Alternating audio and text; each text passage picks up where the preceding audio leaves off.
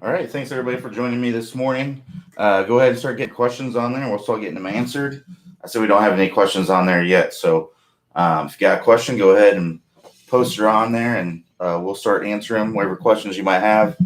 Hopefully you all can hear me. I'm just going to assume you all can hear me. But if you can't, go ahead and post it on there. Yeah, whatever questions you have, whether it's about, Top Speed Golf System, unlimited swing reviews, you can ask questions about distance clinics, just kind of give you some topics maybe to talk about. It's completely up to you, though. I'll do my best to answer any questions you got. If there aren't any questions, then you basically just have to watch me check my email and stuff, which I'm sure is pretty boring.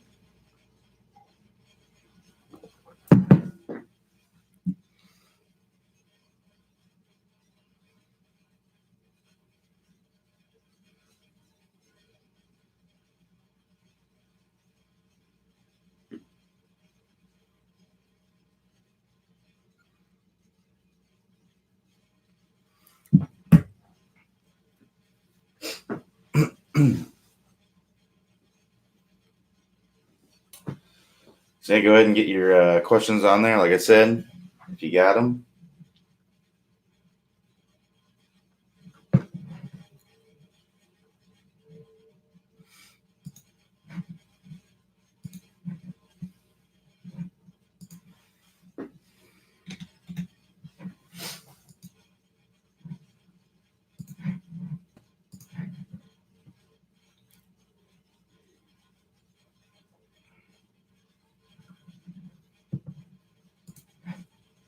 If you're just joining me, I'm just waiting for a question to be asked. So if I don't have any questions answered, then I don't have much to talk about.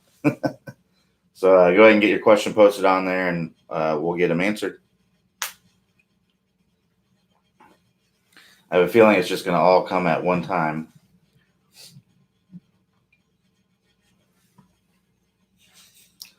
Just some reminders about the rest of the week here.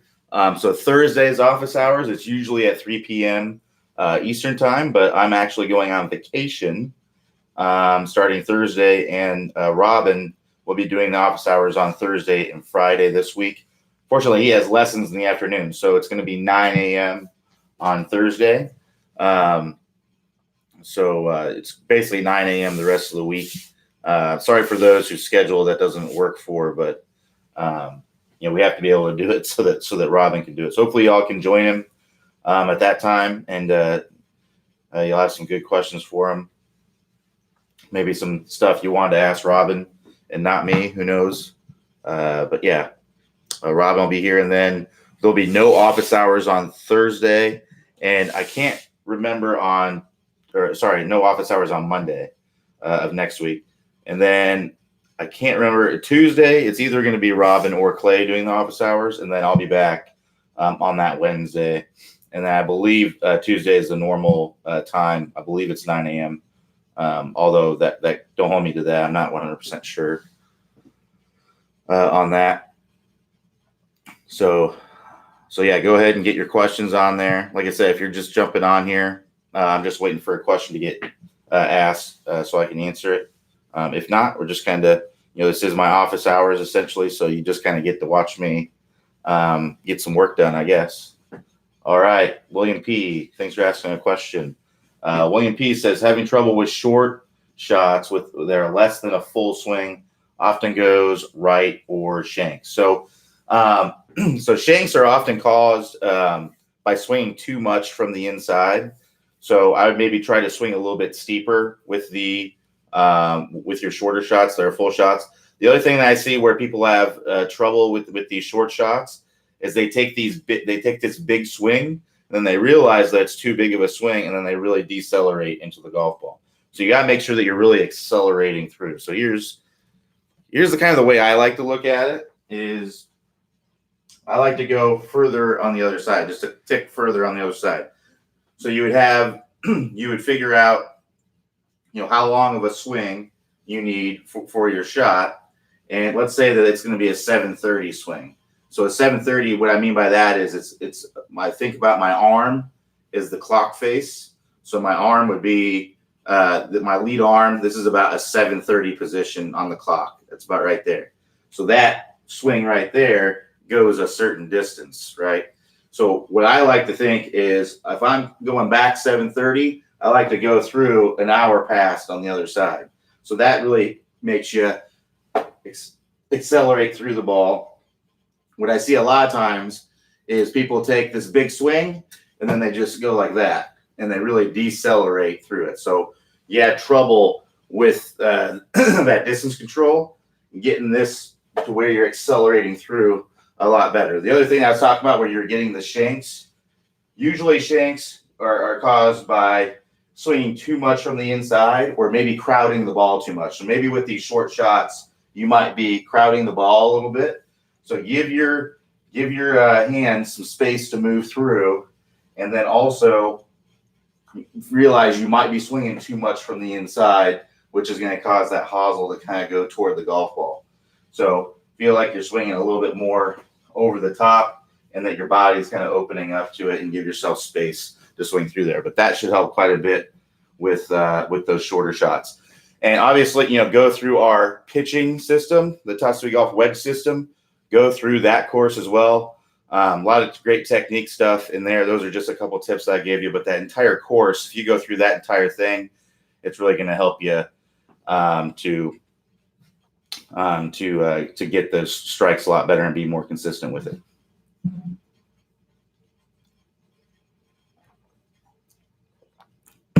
Excuse me. So Ty N says, "Hi Q, can you suggest a drill to fix hitting driver low on the club face, and even the ball is teed up quite high?" So one, I would kind of look at your setup and make sure you're not teeing that ball up too far forward in the stance.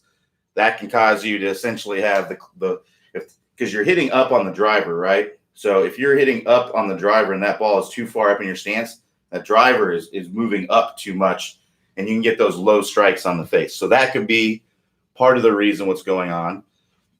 So generally with ball position, with the driver, I like to see straight down from the lead shoulder. So Ty, I don't know what your swing looks like, but maybe you have a wide stance, and often people play that ball off the inside of their lead foot. And when you do that, that can put it too far forward in the stance. So maybe moving it back just a ball or two, depending on how far forward you have it in your stance, that can help you get that strike to be a little bit higher on the face. The other thing that I would recommend is just try to intentionally strike it off the higher on the face. Right now, you're trying to hit it off the center of the face, but the reality of what's going on is that you're hitting it low on the face. So adjusting your feeling to hit it higher on the face can help you to do that. The other thing is weight shift. You've got to make sure that you're getting a good weight shift to your lead side. A lot of times what I see is people, they hang back and then that club bottoms out too early. The club's on its way up too much into the golf ball. And then what ends up happening is you get that low strike on the face.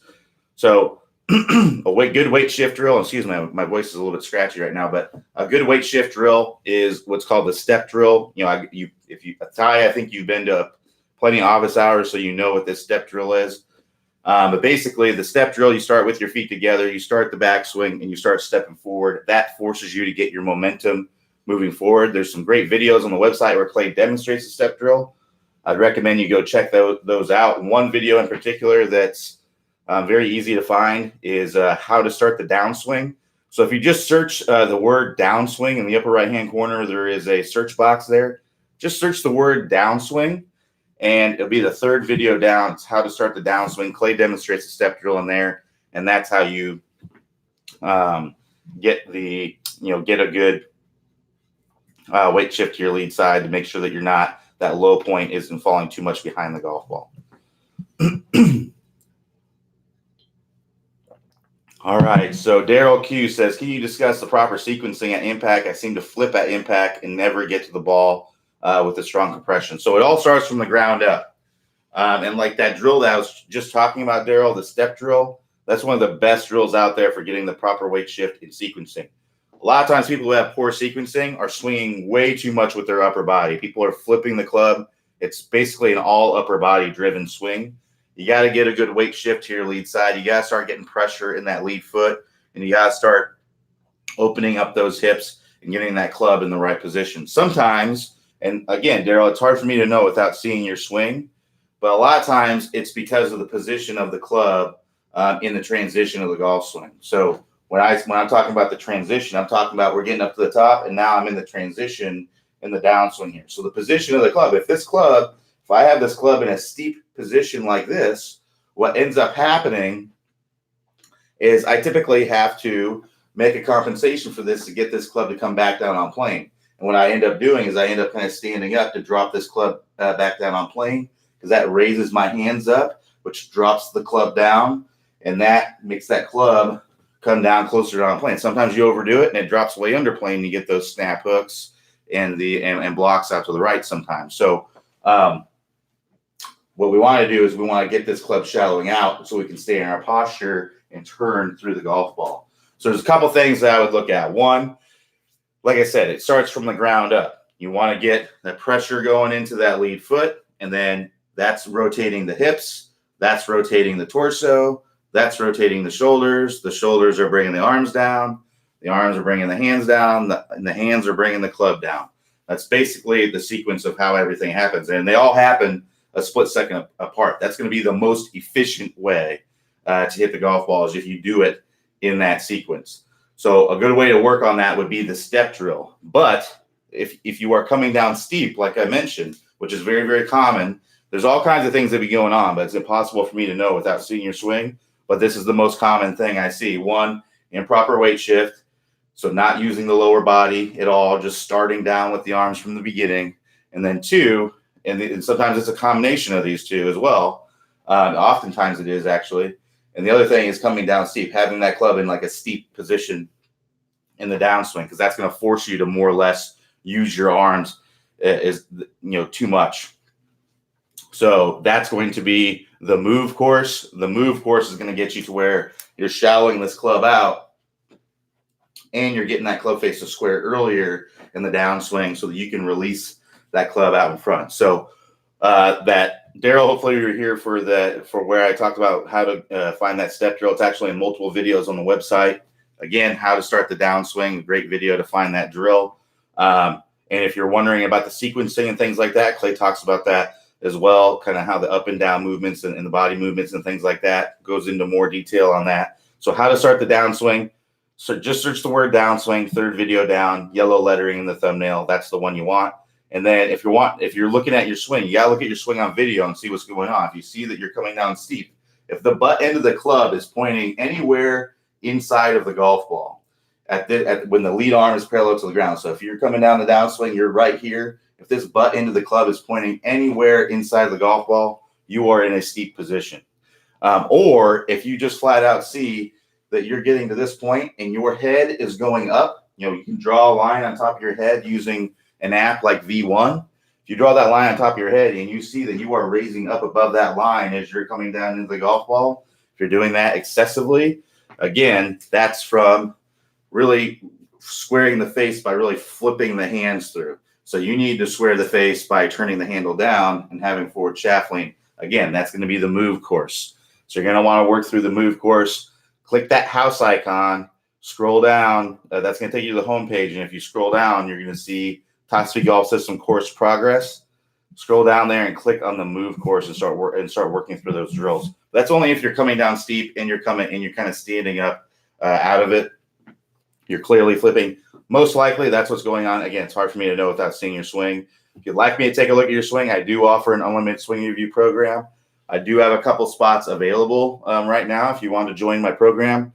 So go ahead and get in there. If those spots got taken up, I haven't checked my email today, so I'm not sure if I've got any new students this morning. But if those spots have been taken up, just join the waiting list, and I'll get back with you as soon as I can. Most likely, after vacation, to get when I'll have more spots available at that time.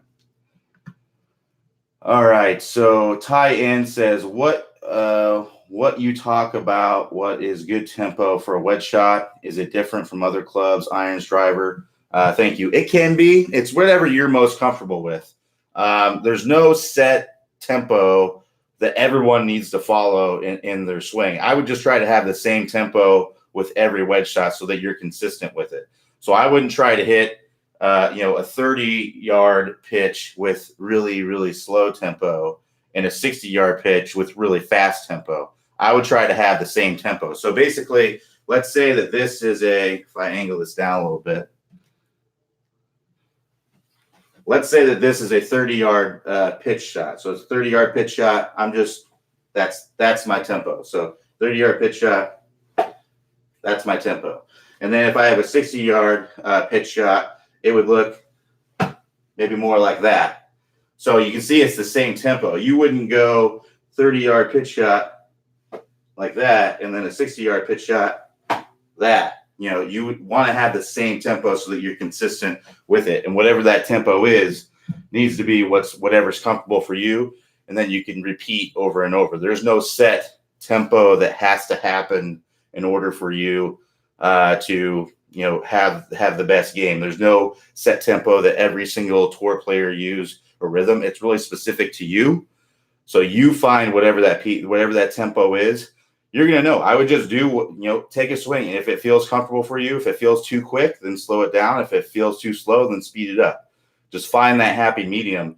You can also go out, if you want to kind of find your tempo that kind of works the best and feels the best for you, go to both ends of the spectrum.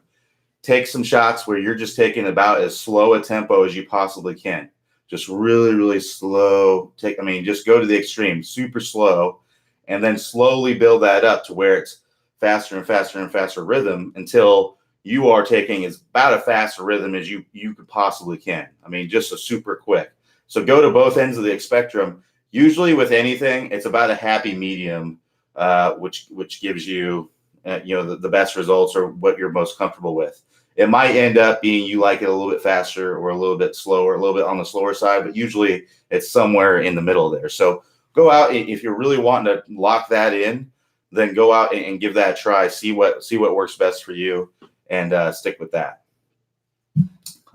So Ty in says also for a partial wedge shot, 7:30 or 8 o'clock, would you recommend full follow through? So basically, I just try to follow through a little bit more than I like to go an hour past basically on the other side. So if you're looking at, if I have a 9 o'clock swing here, I'm going through the 3 o'clock. I want to go actually past that. I want to go. So if I'm taking a 9 o'clock swing here, I'm going past that on the other side to make sure that I'm accelerating through it. So if you take a 7:30 swing, I'm not going all the way up here. I'm just going more to like the other side, which would be more like a 3 o'clock, just like an hour or so past on the other side. The key is just to accelerate through to the other side. And that will give you some more consistent results there.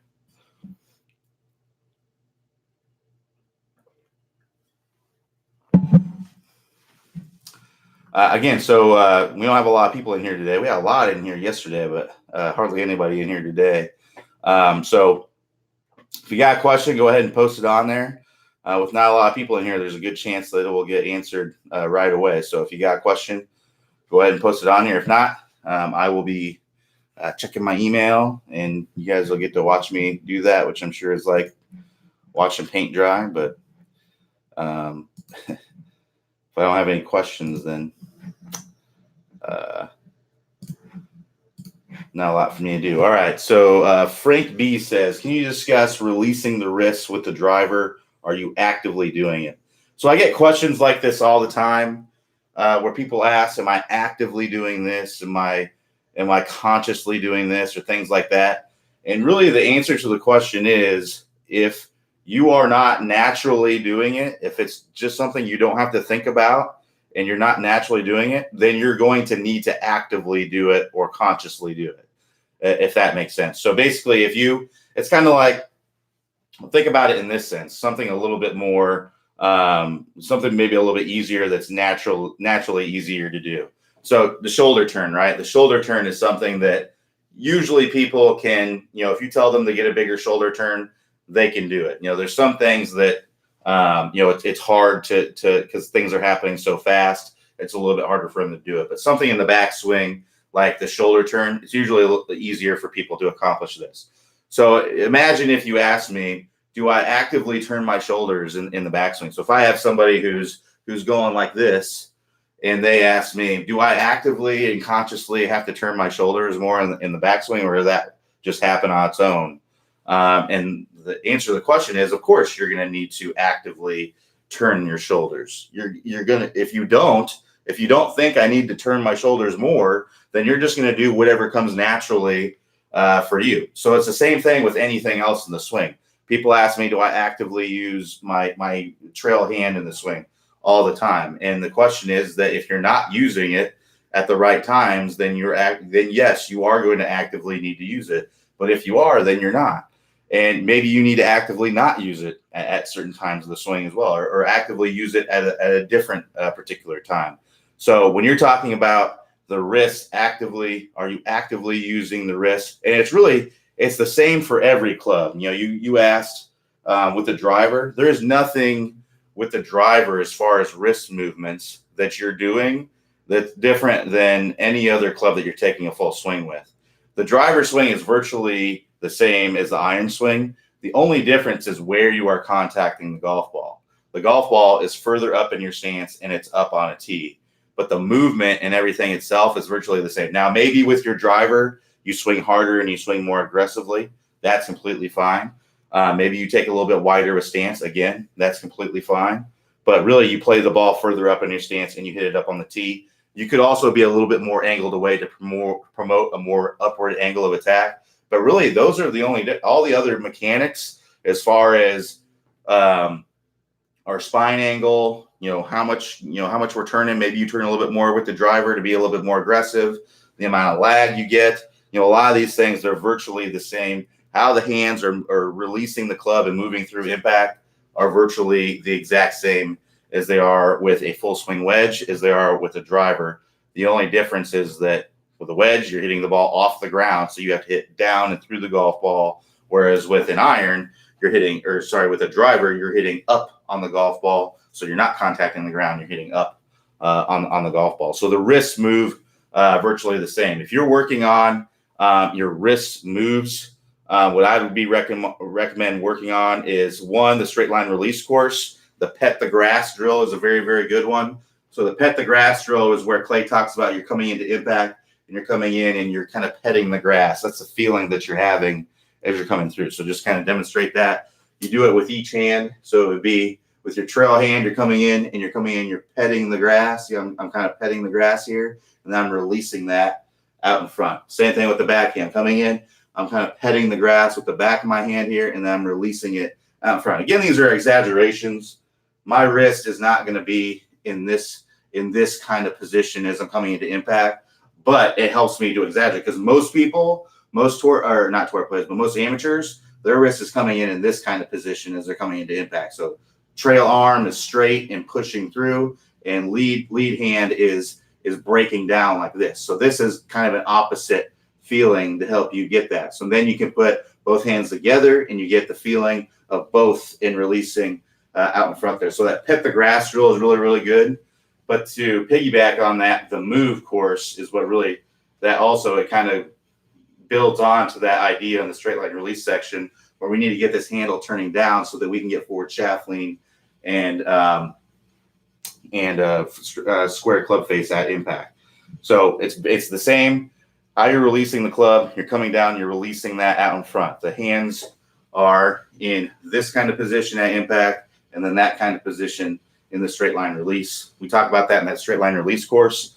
To get to the straight line release course, click the house icon and scroll through there. But you want to make sure you go through the initial pieces first, because that straight line release, everything kind of builds on each other. So that stable fluid spine, make sure that you're good there.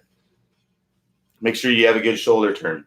Make sure that you are generating some lag. If you're casting the club, there's no chance you're going to release that club out in front, or virtually no chance. It's very rare that I see someone releasing that club out in front if they're starting to release it from the very beginning of the downswing. And then lastly, you want to make sure that your compression line is nice and in order there, because it's just going to make it so much easier to release that club out in front.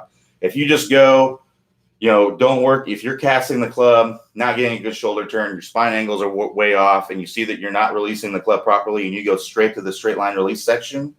It's going to be way more difficult for you to accomplish it. So make sure that you're going through the Tuskegee Golf System, working through those courses, and then also afterwards, to get even better at it, work through the move course. So to get to those courses, click on the house icon on the top of the page, scroll down, and start working through those courses accordingly. So Rollin B says, discuss during the golf swing what part of the ball to watch, left eye or right eye or both. Typically with both eyes, you're looking at the golf ball. Now the part of the golf ball to focus on is really the part of the golf ball that you're trying to hit. That's basically what I try to think about. So if we're looking at a bird's eye view, so if we're looking at a bird's eye view of the golf ball, it's actually a really good circle. If you're looking at a bird's eye view of this golf ball, and this is the very back of the golf ball right here, that's what I'm focusing on to hit, because I'm focusing on the part of the golf ball that I'm coming in and hitting. Now, if you're trying to hit a draw or something like that, where the face needs to be a little bit close to the path, I actually like to focus on the kind of the outside of the golf ball, because what that helps me visualize is the club kind of coming in and being close to my club path, and it helps me get this club face to feel like it's coming in more and hitting it like that. But the reality is it might be hitting like this part of the golf ball, but that's the good feeling that I'm wanting to have. Same thing goes if I'm trying to hit a fade or just trying to open the face a little bit, is I like to feel like I'm coming in and striking this part of the golf ball. And that will help me get my face open to the pass. So the easiest way to think about it is focus both eyes on the part of the golf ball that you're trying to hit, which usually is going to be the very back of the golf ball. If you are trying to hit kind of a draw, try the feeling of focusing kind of on the outside of the golf ball and trying to get that club to kind of wrap a hand around it a little bit. And then if you're trying to hit a fade, focus on trying to hit kind of the inside of the golf ball, feeling like that face is opening as you're coming in there. That's going to be the easiest way, but give that a try. They've actually done lots of studies about how tour players have what's called quiet eye, meaning their eyes stay locked in on a spot. Basically, they don't move around hardly at all. They stay locked in on a spot throughout the swing, and that's something that pretty much all tour players do, is they have kind of that quiet eye. So if you're kind of looking all over the place, or kind of staring at a broad space and not locked in on something, it can be making it a little bit more difficult for you to be consistent. So stay locked in kind of on that spot. Aim small, miss small, and try focusing on different parts of the golf ball to get different results as well. All right. So Chris B says, the shoulder drill on stable spine section has been revolutionary for me. Awesome.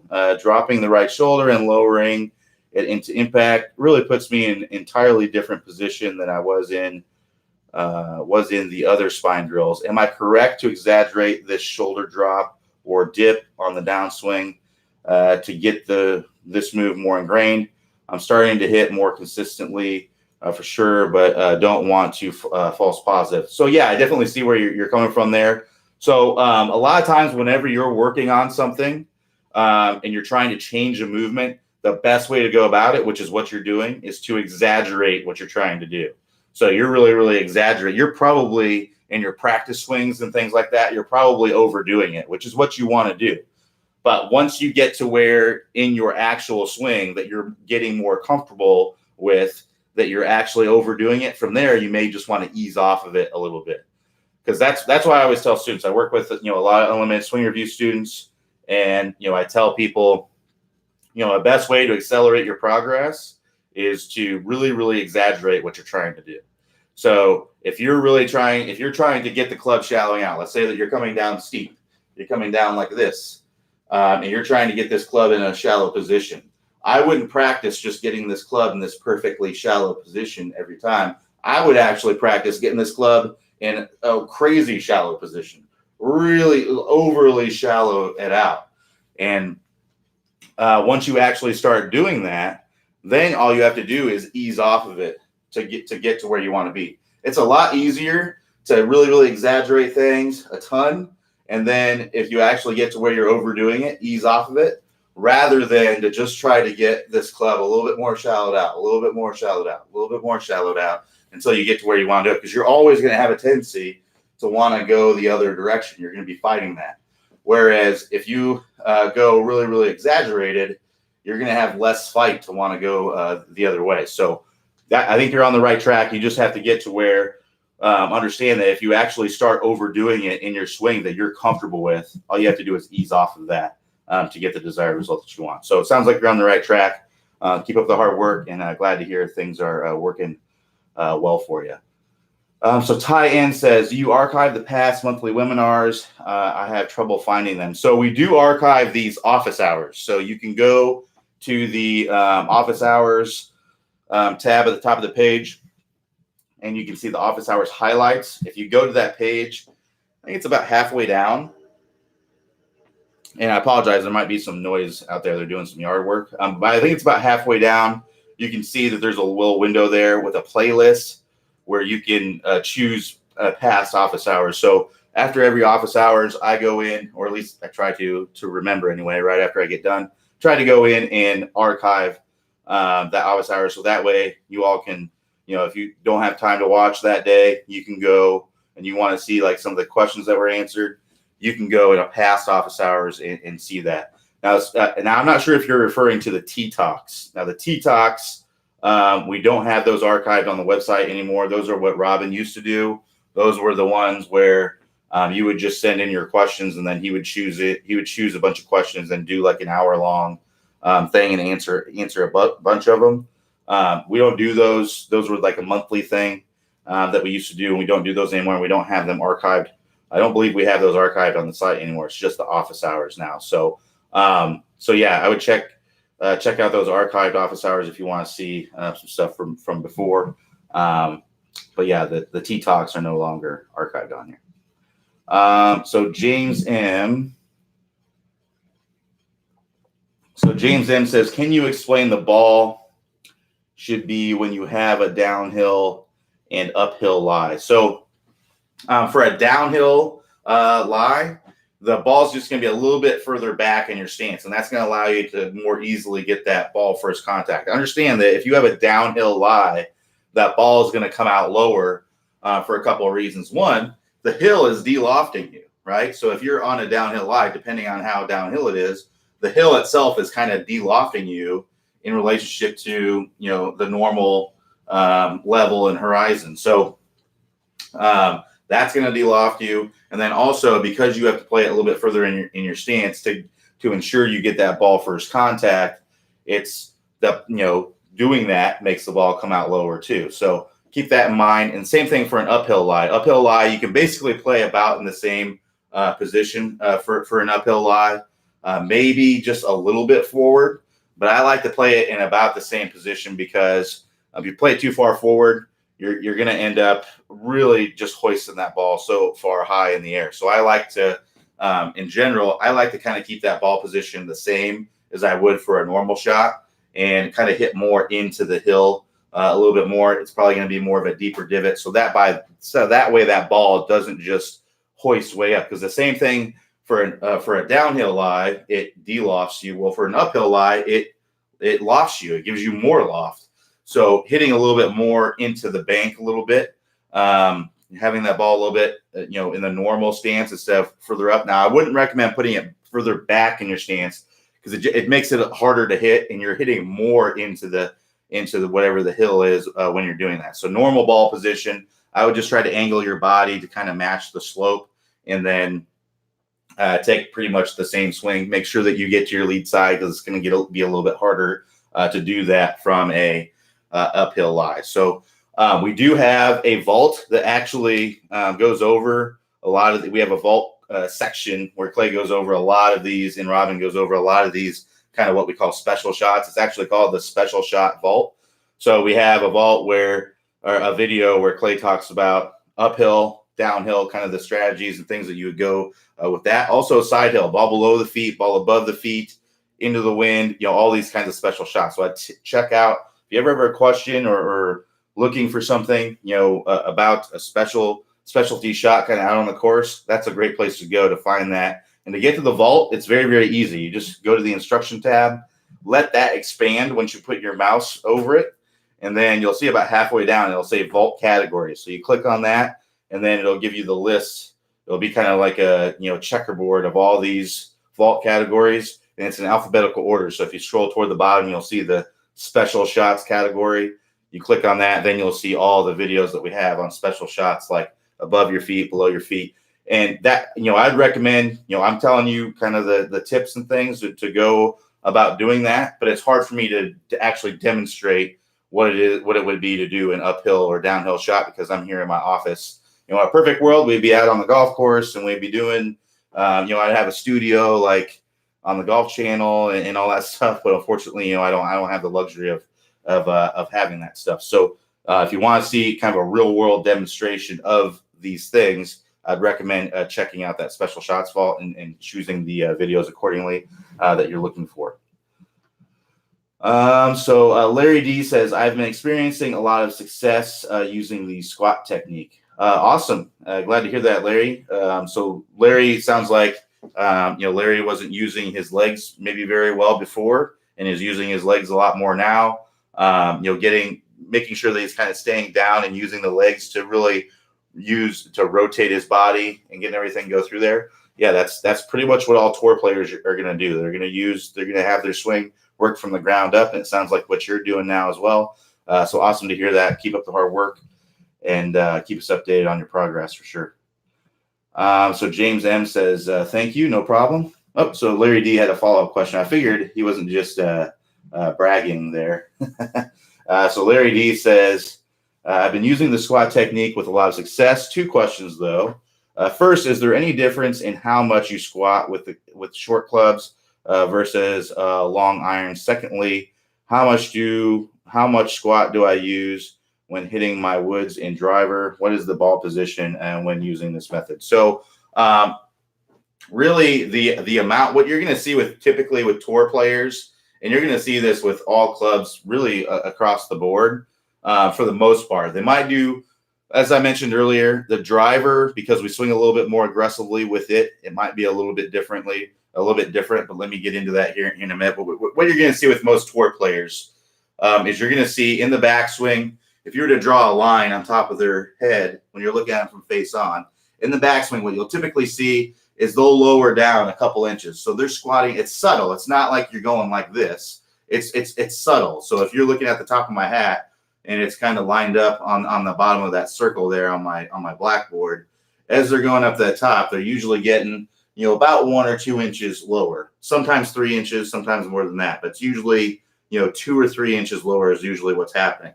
And then the transition, when they get to about here, when they get the club about halfway down, they're usually anywhere from 4 to 6 degrees lower here. And that's with pretty much every club across the board. And I'll get into the driver here in a second. And then from here, they pretty much stay level. Every now and then you'll see a player just raise up a little bit, but for the most part, they're staying pretty level as they're coming through there. And they don't actually start to come up until after that straight line release and the the hands are passing in front of the chest. And that's when they start to come up. That's what you're going to see with most tour players. So that's the amount. But I don't want you to be thinking, that doesn't mean that you should be going out there thinking, I need to squat, make sure I squat 3 inches in the backswing, and then 3 more inches in the start of the downswing.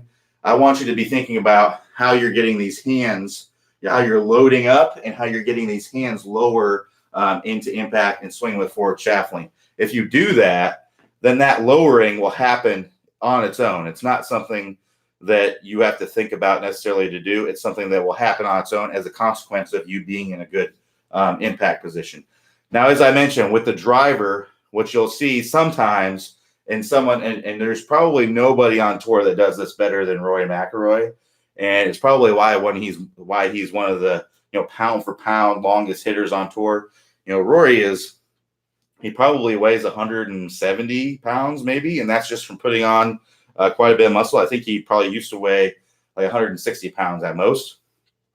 But yeah, he's he's not a real heavy guy, and he's not a real tall guy. Yeah, I think he's 5'10", maybe 5'9", something like that. So he's not a real huge guy. He might even be 5'8". He's not a real huge guy. So he is pounding the ball out there. He's usually, one of the longest drivers out there, definitely pound for pound, one of the longest drivers. And there probably isn't anyone on tour that really gets. So what he likes to do is he likes to get his hands as low as he can.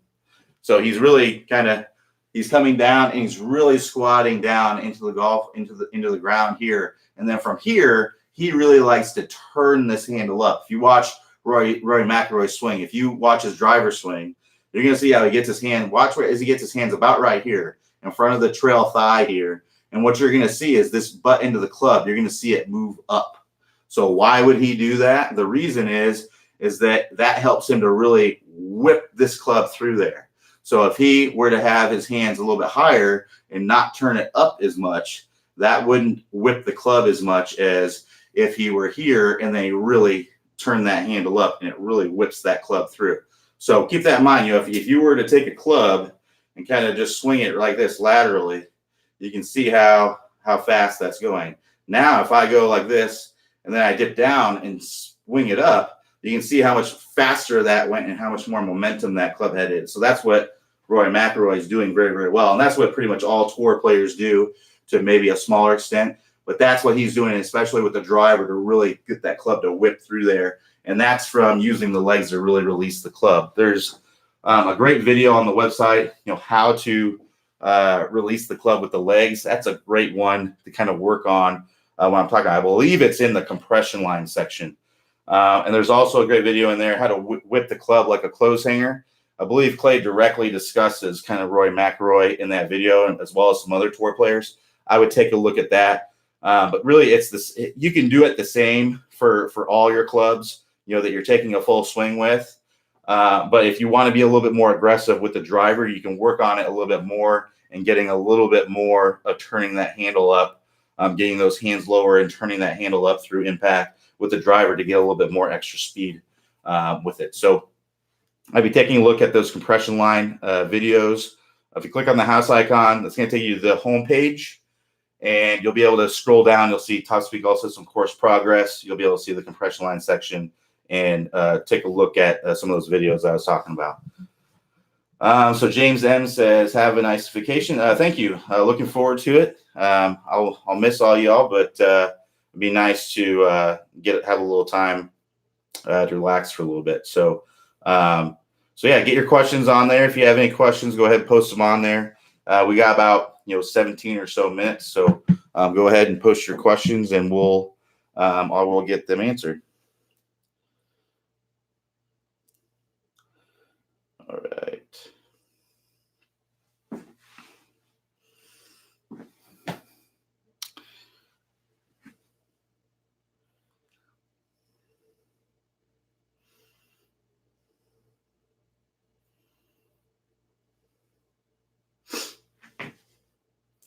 If you're just joining me, go ahead and post your questions on there, and I'll get them answered.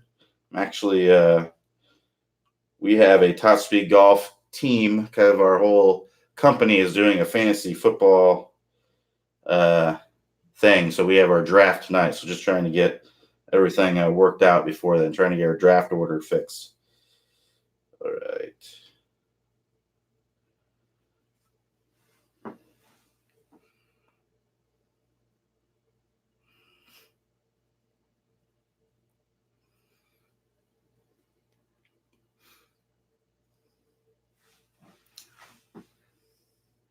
So again, get your questions on there, and go ahead and we'll get them answered.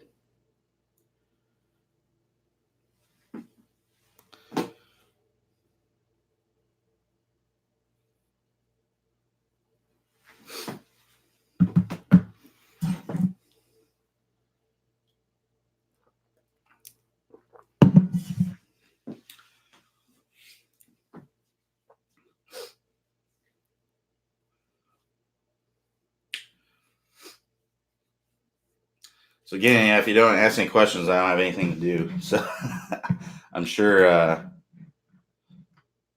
Surely you got some questions to ask here. So Larry D's got a question. Just a second.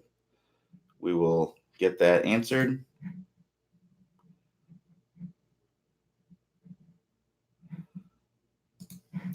All right. So Larry D says, I have been having problems with squatting when hitting woods. A lot of times I hit the ground first. How do I correct this? So a lot of times, all right. So yeah, and I realized I didn't answer kind of your ball position question. So with a driver, just go back to your previous question, and sorry about that. I missed that last part. With a driver, I generally just like straight down from the lead shoulder. Lead shoulder socket. I'm right-handed, so that's going to be my ball position with my driver. I don't like to say relative to the feet because everyone's got wide and narrow stances and everything in between. So that kind of dictates your ball position based on your feet. I don't like that. I like to base it on your body because your stance can really change where your ball position is.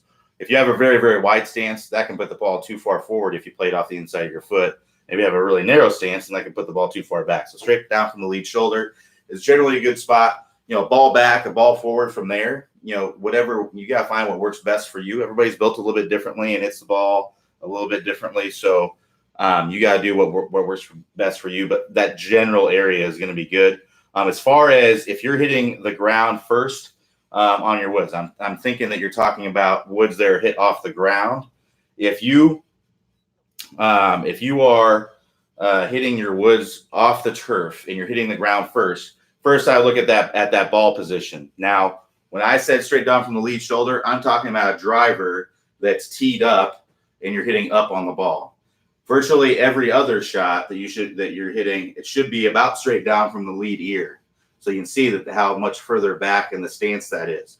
So a lot of times what's going on when I see people hitting woods off the turf, they've got that ball way, way too far forward. And what's happening is that this club is coming down, it's bottoming out, and then it's on its way up into the golf ball.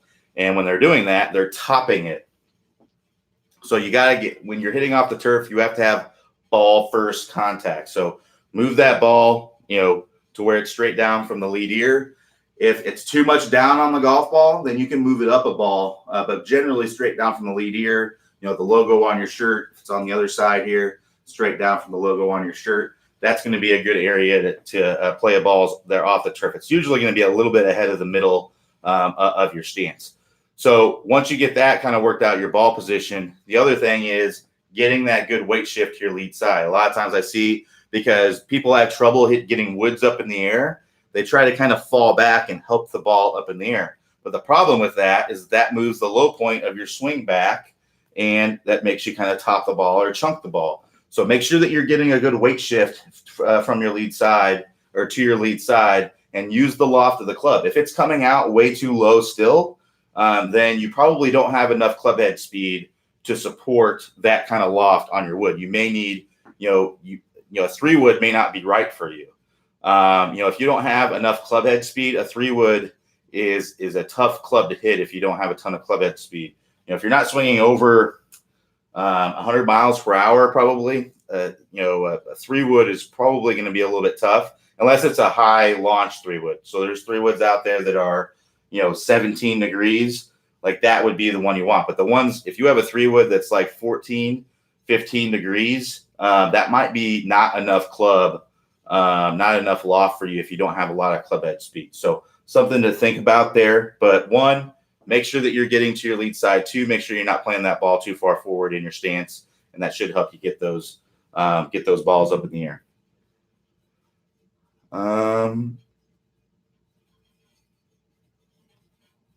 So lost my spot here.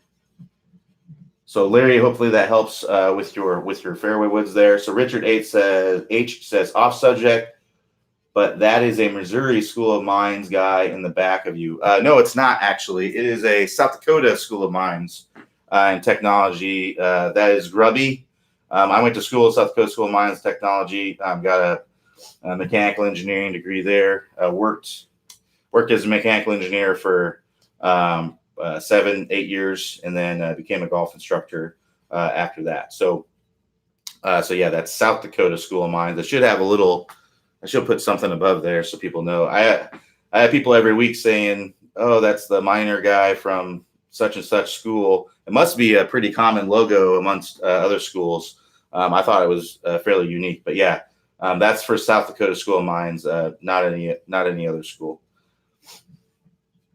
Carl R says, "Did you archive yesterday's program?" I don't see it. It's possible that I didn't. Sometimes I forget. So today I'll go in there, and when I go and archive today's, if I remember, hopefully I do, I'll make sure to get yesterday's archived if it's not on there.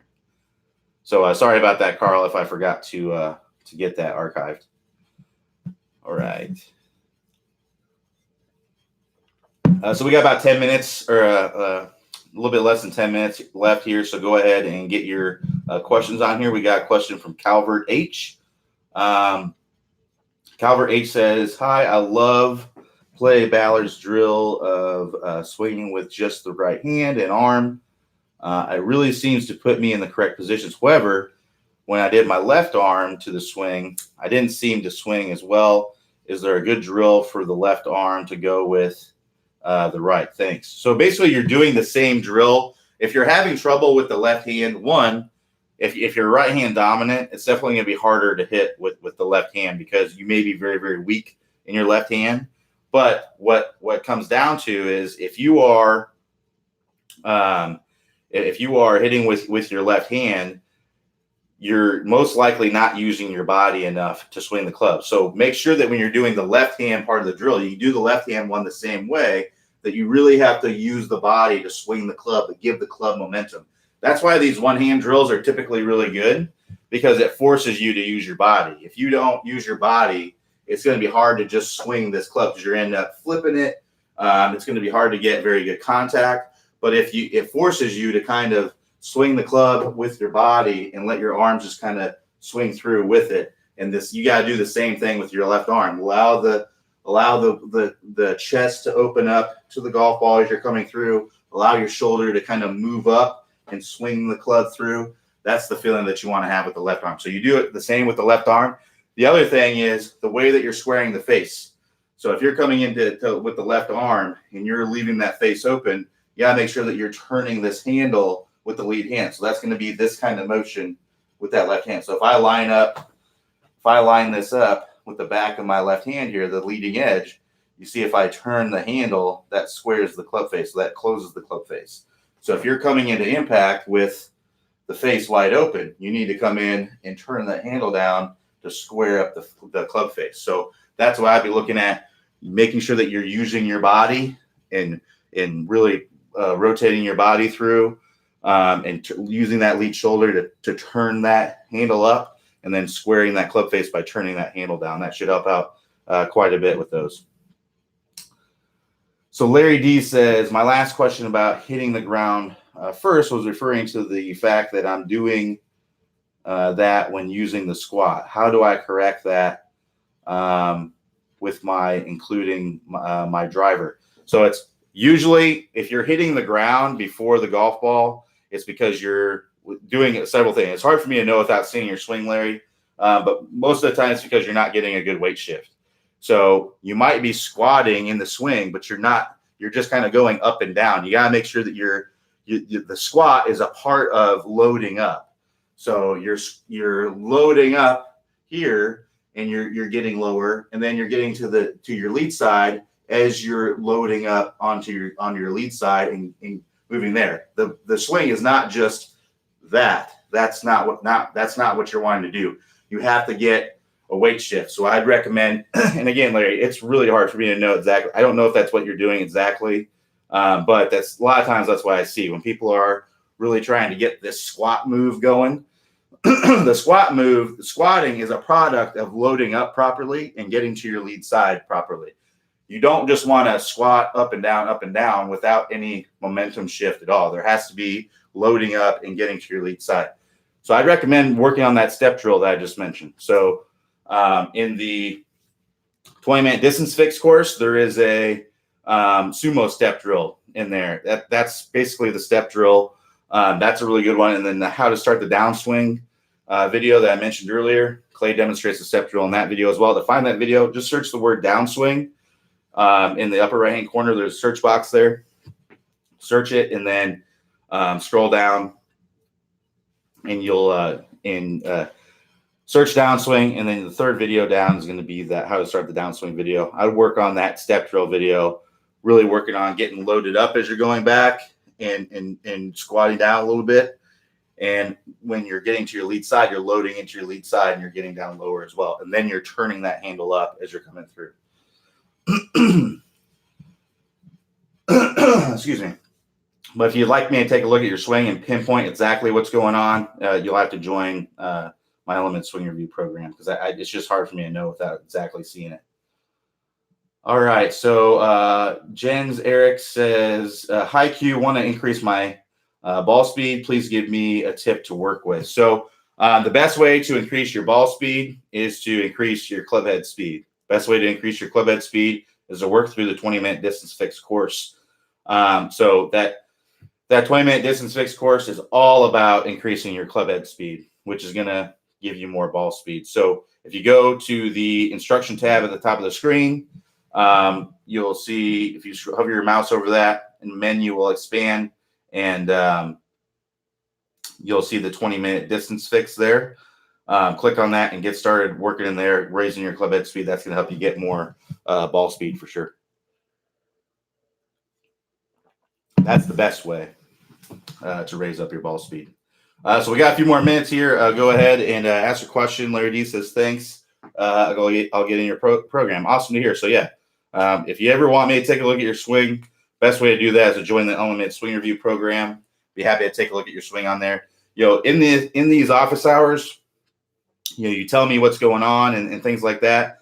But really, all I can tell you is what I see most of the time. And a lot of times that is, there's a good chance that is what you're doing.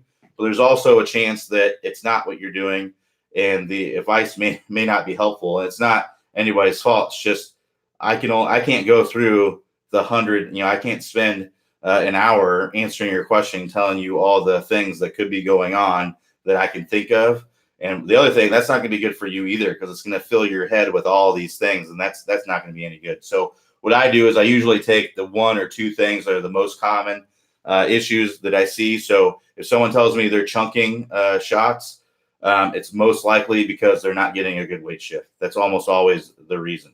But sometimes people are getting a good weight shift, and it could be other things that are going on. But I can't pinpoint those things without seeing your swing firsthand. So, if I give you some advice and it's not, it doesn't apply to you. So either one, give me a little bit more information, and hopefully that I can help you there. Or two, it might just be a situation where I need to see your golf swing, and joining the Element Swing Review program gives you the opportunity to do that. You download an app called V1 Golf, and then you send the videos through the app, and then I take a look at those and see exactly what's going on and how I can help. So if they fall that category, Robin also does the Element Swing Review program. He's got, I'm not sure if he has spots available right now or not, but last I looked, he did. So if you're interested in that, just click on that. That above the video here, there should be a little banner there where you can click to find out more information about working with me one-on-one. Robin's also on that page, so you can check that out and see that. So Robin will be here on Thursday and Friday morning. And again, if you're just joining me, a little bit more information about office hours the rest of the week. I'll be here tomorrow, and then Thursday I'm going on vacation. Robin will be taking over Thursday. Thursday's normal time is at 3 p.m. Eastern time. It's going to be 9 a.m. Eastern time because Robin has lessons and he wasn't able to do it at 3 p.m. So check that out. And then next Monday, we won't have an office hours. And I believe Tuesday will be either Clay or Robin. I'm not sure. I think they're going to send out an email when we know more information. But be on the lookout for that and some stuff next week. So Jens Eric, it's right at 10 a.m. here. So we'll take a look at what Jens Eric S has got to say. So Jens Eric S says, since starting the TSG, training program, I managed to increase my club head speed by club head speed with average 10 miles per hour, but I do not see a similar increase in ball speed. So it's probably because you're not hitting the ball very solid. So part of ball speed, right, is the efficiency of your strike. So I'd be working on getting that strike more in the center of the club face, first of all. So get some foot powder spray and spray it on the club face. See where you're striking the ball on the face, and then adjust your feeling to get the desired result that you want. So if you're hitting the ball out on the toe consistently, and that's what you're seeing, then try to hit the ball off the heel, and that will most likely move the strike closer to the club face. If you still hit it off the toe, exaggerate it even more. You may even need to feel like you're hitting it off the hosel. I know that's kind of out of the comfort zone because you're intentionally trying to hit a bad shot. But what you're trying to do is you're trying to get it in the center of the face, because right now you may be lining up to it. Your intention is to hit it in the center of the face, but you're hitting it way on the toe. I'm just using that as an example, but what you're intending to do is not what's happening. So intend to do something different to make to change the result. Now, if you overdo it and you actually try to, if you're hitting off the toe, you try to hit off the heel and you actually hit off the heel, then all you have to do is ease off of that feeling a little bit to get it in the center of the face. So I would go to an exercise where you go out to the range, get some foot powder spray, and try to get that strike on the club face in the center by adjusting your feel to get the desired result that you want. And once you're able to do that and get a few in a row, I would actually intentionally try to hit it all over different parts of the face. And what that will do is that will give you a better awareness of the face, the overall face in general. And that way, when you go out and hit, maybe you find you hit a couple off the toe, you may need to adjust your feeling to get off the toe. Or maybe you're hitting a couple too high on the face. You may need to adjust your feeling to get it in the right quadrant on the face. So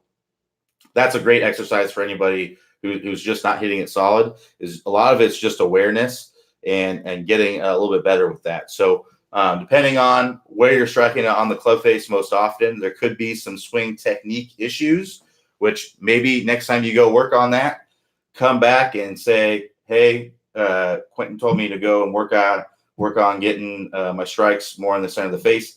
I did. My tendency was to hit it way out in the toe. So let's say that's the case. Then we may have some technique things that can help you to make it easier to move that strike around. So give that a try. Let us know how it goes. Come back and ask some follow-up stuff, so that way we can help you further to work on it. And obviously, if you do unlimited swing reviews, that can be a little bit easier to go about that as well. So thanks everybody for joining me. I'll be back here tomorrow, 9 a.m. Eastern time, and I will see you all then.